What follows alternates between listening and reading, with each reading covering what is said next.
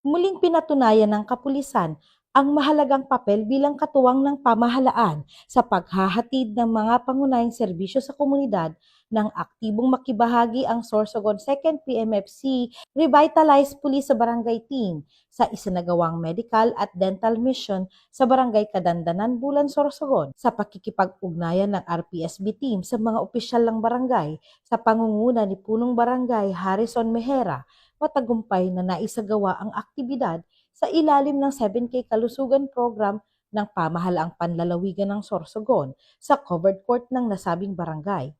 Nagbigay ang mga pulis ng seguridad, koordinasyon at suporta upang matiyak ang maayos at ligtas na pagsasagawa ng programa. Sa pamamagitan ng kanilang presensya at pakikipag-ugnayan sa iba't ibang sektor, naging instrumento ang kapulisan sa paglalapit ng mga serbisyong pangkalusugan at iba pang programa ng pamahalaan sa mga mamamayan, lalo na sa mga komunidad na may limitadong akses sa mga pasilidad na medikal.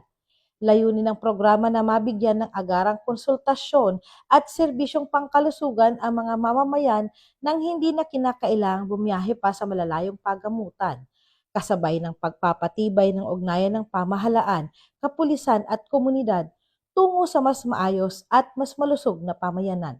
Mula dito sa Sorsogon Police Provincial Office, ako po si Police Staff Sergeant Angeli Bionson para sa Police News Network, Bagong PNP, para sa Bagong Pilipinas, serbisyong mabilis, tapat at nararamdaman.